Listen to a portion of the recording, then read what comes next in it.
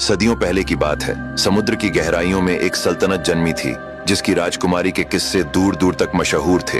राजकुमारी पद्मिनी, जो अपने अनुपम रूप सौंदर्य के लिए प्रसिद्ध थी, लेकिन तकदीर की लेखनी को कोई मिटा नहीं सकता। समुद्र की बाहरी दुनिया, जहां जमीन मजबूत चट्टानों और ऊंचे पहाड़ों से बनी थी, वहीं एक बागी कबीले की सल्तनत थी। उस कबीले का सरदार था बगीरा, जो हर कीमत पर राजकुमारी पद्मिनी को पाना चाहता था। इसी फिराक में उसने समुद्री दुनिया पर हमला बोल दिया। राजकुमारी के बहादुर भाई ने उसके मंसूबों को भांप लिया और युद्ध होने से पहले ही राजकुमारी को समुद्र के बाहर एक सुरक्षित स्थान पर छुपा दिया।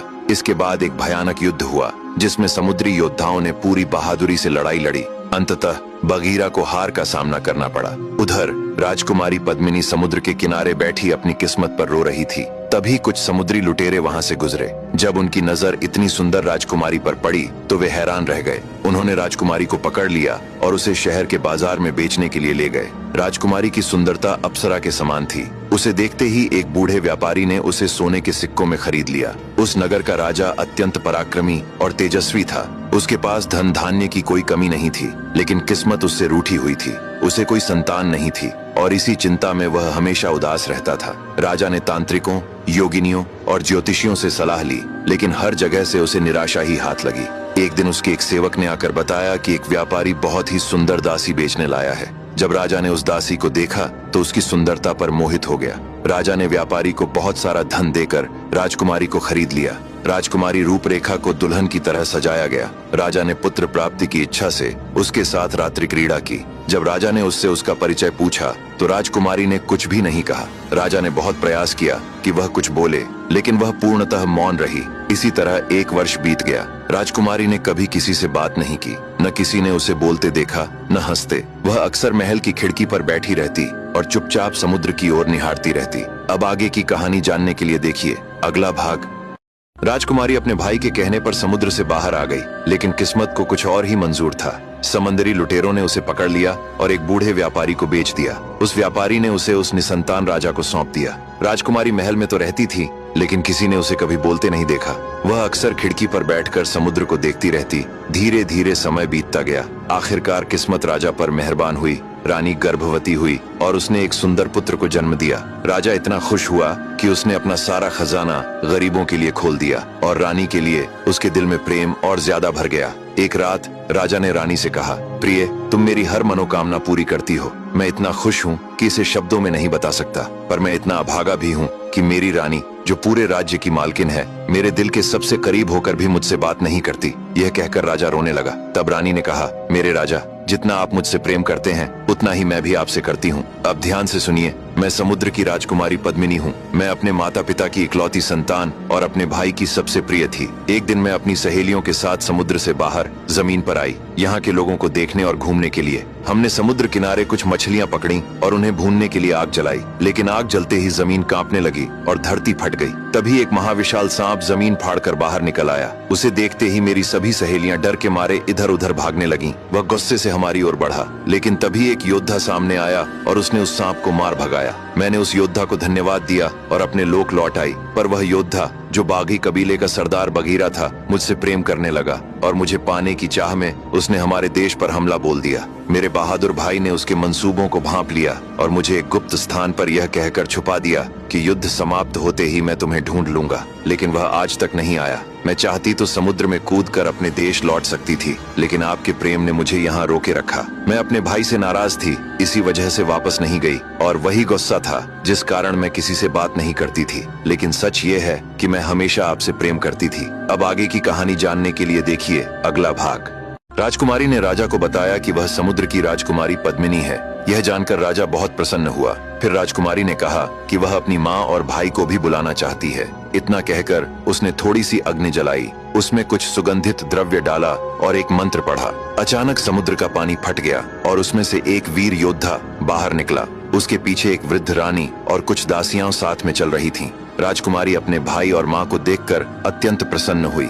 राजकुमारी की माँ अपनी बेटी को देखकर रोने लगी और बोली, बेटी, मैंने तुम्हें हर जगह खोजा, तुम्हारे वियोग में पूरा राज्य सूना हो गया है। अब चलो घर लौट चले। राजकुमारी ने कहा, नहीं माँ, अब मैं वापस नहीं जा सकती। मुझ पर बहुत सी विपत्तियां आईं, लेकिन अब मैं ऐसे राजा की छत्र छाया में हूँ जो मुझसे बहुत प्रेम करता है और हमारा एक पुत्र भी है। राजकुमारी की माँ उस छोटे बच्चे को देखकर बहुत खुश हुई। फिर राजकुमारी ने सभी का आदर सत्कार किया। कुछ दिनों बाद राजकुमारी का भाई और माँ अपने देश वापस लौट गए। धीरे धीरे राजकुमार बड़ा हुआ और एक सुंदर व बलशाली योद्धा बना। लेकिन एक दिन उसका पिता बीमार पड़ा और उसकी मृत्यु हो गई। उसके दाह संस्कार में फिर से समुद्र के राजा आए। जब सभी क्रियाकर्म पूरे हो गए तो उन्होंने राजकुमार की माँ से कहा, आश्चर्य है कि हमारा भांजा इतना सुंदर और मजबूत योद्धा बन गया है, पर अभी तक उसका विवाह नहीं हुआ। मेरी दृष्टि में समुद्र की एक ऐसी राजकुमारी है जिसका रूप पूरे समुद्र में प्रसिद्ध है। जब राजकुमार के मामा और माँ यह बातें कर रहे थे तो राजकुमार ने भी यह सब सुन लिया। अगली सुबह वह शिकार के बहाने उस राजकुमारी को देखने निकल पड़ा। उसने एक भेड़िए का शिकार करने के लिए उसके पीछे घोड़ा दौड़ा दिया। जब वह सैनिकों से दूर निकल गया तो एक पेड़ के नीचे घोड़े को बांधकर बैठ गया और विश्राम करने लगा। तभी वहां से एक अत्यंत सुंदर स्त्री गुजरी। वह राजकुमार को देखकर मोहित हो गई। उसने कहा, हे योद्धा, तुम्हें देखते ही मैंने अपना हृदय खो दिया है। मैं जानती हूँ कि तुम किसकी तलाश में हो और मैं स्वयं तुम्हें वहां पहुंचा दूंगी, लेकिन इसके बदले तुम्हें मेरे साथ एक रात बितानी होगी। यह सुनकर राजकुमार क्रोधित हो गया और उसने साफ मना कर दिया। इतना सुनते ही उस स्त्री का रूप बदल गया। वह क्रोध से पागल हो उठी और तुरंत एक डायन बन गई। उसने कहा, अब तक तुम मेरे प्रेम से जीवित थे, अब देखो आगे क्या होता है। यह कहकर उसने मंत्र पढ़ा और राजकुमार को एक तोता बना दिया। तोते के शरीर में फंसा राजकुमार रोने लगा और वह डायन उसे उसी अवस्था में छोड़कर चली गई। अब आगे की कहानी जानने के लिए देखिए अगला भाग। सुंदर स्त्री के रूप में आई चुड़ैल राजकुमार को देखकर अपना दिल हार गई, लेकिन जब राजकुमार ने उसे ठुकरा दिया तो वह अपने असली रूप में आ गई। क्रोधित होकर उसने बद्र को तोते में बदल दिया और उसी हालत में छोड़कर चली गई। वह उदास होकर जंगल में बैठा रोता रहा। जब उसे भूख लगी तो उसने जंगली फल खाए और रात बिताने के लिए एक बड़े बरगद के पेड़ पर जा बैठा। आधी रात होने पर अचानक एक भयानक आवाज गूंजी। धरती कांप उठी और जमीन फट गई। उसमें से एक मजबूत और विशाल दैत्य हंसता हुआ बाहर निकला। वह उसी बरगद के पेड़ के नीचे आ पहुंचा जहां बद्र रात बिता रहा था। थोड़ी देर बाद दैत्य ने एक अंगूठी निकाली जिसमें एक सुंदर स्त्री का ऐद थी। स्त्री उस अंगूठी से बाहर आई। उसे प्रेम दृष्टि से देखते हुए वह दैत्य बोला, प्रिया, तुम सुंदरता की सजीव मूर्ति हो। बहुत दिन हो गए जब मैं तुम्हें तुम्हारे विवाह की रात उड़ा लाया था। इतने समय से तुम मेरे प्रति वफादार रही हो। अब मुझे नींद आ रही है, मैं तुम्हारी गोद में सोना चाहता हूँ। इतना कहकर दैत्य ने अपना सिर स्त्री की गोद में रखा और सो गया। तभी एक मजबूत नौजवान घोड़े पर सवार होकर वहां पहुंचा। स्त्री ने उसे देखते ही कहा, मेरे प्रियतम, मैं तुम्हारा ही इंतजार कर रही थी। वह स्त्री उसका हाथ पकड़कर उसे अलग ले गई। दोनों ने संभोग किया। उसके बाद वे दोनों बैठकर बातें करने लगे। स्त्री बोली, यह दैत्य मुझ पर बहुत विश्वास करता है, मुझे कैद करके अपने साथ रखता है। मैं हर समय उसकी निगरानी में रहती हूँ, लेकिन फिर भी तुमसे मिलने का रास्ता निकाल लेती हूँ। अब इससे तुम समझो कि जब स्त्रियां कामाशक्त होती हैं, तो कोई भी शक्ति उन्हें रोक नहीं सकती। इसी तरह वे दोनों बातें करते रहे। कुछ देर बाद वह नौजवान वहां से चला गया। तोता बने बद्र ने यह सब देखा और मन ही मन सोचा कि दैत्य उस स्त्री पर कितना विश्वास करता है, फिर भी वह अपने मन की अभिलाषा पूरी कर लेती है। जब सुबह हुई तो दैत्य उस स्त्री को साथ लेकर चला गया और फिर बद्र अपनी किस्मत पर रोता हुआ इधर उधर भटकने लगा। कुछ दिनों बाद एक चिड़ीमार वहां आया। एक सुंदर तोते को देखकर उसने बद्र को पकड़ लिया और बाजार में बेचने ले गया। तभी राजा की सवारी उधर से गुजरी। राजा की एक छोटी सी सुंदर बेटी थी। उसकी नजर तोते बने बद्र पर पड़ी और उसने उसे चिड़ीमार से खरीद लिया। आगे की कहानी जानने के लिए देखिए अगला भाग। राजकुमार से भेड़िए ने रोते हुए कहा, हे मुसाफिर, तुम यहाँ क्यों आ गए? ये द्वीप किसी मौत से कम नहीं। राजकुमार ने कहा, ऐसा क्यों कह रहे हो? भेड़िए ने कहा, अब ध्यान से सुनो। मैं एक युद्ध में था। मेरी अगुवाई में मेरे सैनिकों ने बहादुरी से लड़ाई लड़ी। हमने अपने दुश्मन राजा को मार गिराया और सब कुछ लूट लिया। फिर हमने लूटे हुए धन माल और रानियों को एक बड़े जहाज पर चढ़ाया और अपने देश के लिए निकल पड़े। 7 दिन का समुद्री सफर करने के बाद हम यहाँ पहुँचे। हमें रास्ते का पता नहीं था, इसलिए हम भटक गए और समुद्र के बीच एक छोटे से द्वीप पर उतर आए। रात का समय था। हमें लगा वह एक द्वीप है, पर वह एक राक्षसी मछली थी। जैसे हम जहाज से उतरे, उसने हम सब पर हमला कर दिया। सब कुछ तबाह हो गया। कुछ सैनिक मारे गए और कुछ पानी की धाराओं में बह गए, लेकिन मैं पूरी रात तैरता रहा। जब सुबह हुई तो यह द्वीप दिखाई दिया और मैं इस पर आ गया। जब मैं आगे बढ़ा तो मैंने बहुत से विचित्र जानवर देखे जो आधे इंसान और आधे जानवर थे और सब रो रहे थे। जब मैं और आगे बढ़ा तो एक भव्य सवारी दिखाई दी जो यहाँ की रानी की थी। वह अत्यंत सुंदर थी। उसे देखते ही मेरी निगाह रुक गई। उसने पास आकर कहा, पथिक, तुम कौन हो और कहां से आए हो? मैंने उसे अपना सारा हाल बताया। वह बोली, ठीक है, तुम मेरे सेनापति बन जाओ। तुम देखने में एक योद्धा की तरह हो। मैं भी भटका हुआ और भूख का मारा था, पर वह रानी बहुत ही चालबाज थी। वह ऐसे ही पुरुषों को अपने जाल में फंसाती थी, उनके साथ भोग विलास करती और जी भर जाने पर उन्हें किसी जानवर में बदल देती। जब मुझे इसका पता चला तब तक बहुत देर हो चुकी थी। एक दिन मैं सोकर उठा तो मेरा रूप बदल चुका था। जब उसका मुझसे जी भर गया तो उसने मुझे ऐसा बना दिया। फिर कुछ सैनिक मुझे कैद करके यहाँ ले आए। तो सुनो मुसाफिर, इस बात का पूरा ध्यान रखना कि उस दयालु सी दिखने वाली दानव रानी के हाथों मत फंसना। यह सुनते ही बद्र के होश उड़ गए। अभी वह एक मुसीबत से छूटा था और दूसरी में फंस गया। बद्र ने भेड़िए से विनती करते हुए कहा, भाई मेरी मदद करो। उसने कहा, ठीक है, तुम मेरे साथ चलो। यहाँ एक बूढ़ा रहता है जो जादू विद्या का जानकार है। उस जादूगर के सामने रानी कुछ नहीं कर सकती। जब तुम उसके पास छुपे रहोगे तो सुरक्षित रहोगे। आगे का रास्ता वही तुम्हें बताएगा। और फिर दोनों चल दिए। अब आगे की कहानी जानने के लिए देखिए अगला भाग। राजकुमार बद्र को डायन ने तोता बना दिया और जंगल में छोड़कर चली गई। एक दिन एक चिड़ीमार ने तोता बने बद्र को पकड़ लिया और उसे बेचने बाजार गया। जब राजकुमारी बाजार से गुजरी तो उसने उस सुंदर तोते को देखा और उसे खरीद लिया। राजकुमारी तोते के साथ खेलती रहती और बहुत खुश रहती। उसके राज्य में एक बूढ़ी जादूगरनी रहती थी जो जादू विद्या में माहिर थी। उसके पास राजा साल में एक बार अपने राज्य की रक्षा के लिए पूजा कराने जाता था। जब वह दिन आया तो राजा अपनी रानी और बेटी के साथ नगर की सरहद पर बसी उस जादूगरनी के पास गया। राजा ने उससे अपने राज्य की शुभकामना के लिए विनती की और अपनी बेटी को भी जादूगरनी से मिलवाया। उस समय राजकुमारी के साथ तोता भी था। उसे देखते ही जादूगरनी ने राजकुमारी से कहा, बेटा, यह तोता तुम्हें कहाँ मिला? राजकुमारी ने सब कुछ बता दिया। तब जादूगरनी ने कहा, राजकुमारी, आप इसे तोता समझती हैं, लेकिन यह जन्म से इंसान है। इतना कहकर उसने एक जादुई मंत्र पढ़ा। तुरंत बद्र अपने असली रूप में आ गया। अपने को फिर से इंसानी देह में पाकर वह बहुत खुश हुआ और रोने लगा। उसने जादूगरनी को बहुत धन्यवाद दिया और अपनी आप बीती सबको सुनाई। सब उसका हाल सुनकर हैरान हो गए। फिर राजकुमार बद्र ने राजा से विनती की कि वह अपने देश जाना चाहता है। राजा ने उसे एक नाव दी और रास्ते के लिए भोजन दिया। बद्र नाव पर सवार होकर निकल पड़ा, लेकिन किस्मत को कुछ और ही मंजूर था। एक दिन अचानक समुद्र में भयानक तूफान आ गया। उस तूफान में नाव फंस गई और पहाड़ी चट्टानों से टकराकर टूट गई। राजकुमार किसी तरह बच निकला और समुद्र के किनारे बैठकर अपनी किस्मत पर रोने लगा। तभी उसे किसी के रोने की आवाज सुनाई दी। जब वह वहां गया तो देखा कि एक भेड़िया बैठा रो रहा था। बद्र उसे देखकर डर गया, लेकिन भेड़िए ने कहा, डरो मत, बताओ तुम कौन हो और यहाँ क्यों आए हो? शायद तुम्हारी जिंदगी तुमसे रूठ गई है और मौत तुम्हें यहाँ लेकर आई है। अब आगे की कहानी जानने के लिए देखिए अगला भाग। भेड़िया बद्र को जादूगर बूढ़े के पास ले गया और उसे सारी बात बता दी। बूढ़े ने कहा, मुसाफिर, अब जब तुम्हारी किस्मत तुम्हें यहाँ ले ही आई है तो मैं तुम्हारी मदद जरूर करूंगा, लेकिन याद रखना, जब तक तुम उस दानवी रानी की नजरों से छिपे रहोगे तब तक बच सकते हो। जिस दिन तुम उसके सामने आ गए उस दिन उसके जादू से बच पाना असंभव होगा। इसके बाद बूढ़ा और बद्र दोनों साथ साथ रहने लगे। एक दिन बूढ़ा कहीं बाहर गया हुआ था। उसी समय रानी की सवारी निकली। सवारी देखने के लिए बद्र बाहर आया। अचानक रानी की नजर बद्र पर जा पड़ी। उसे देखते ही रानी ने कहा, नौजवान, तुम यहाँ के नहीं लगते।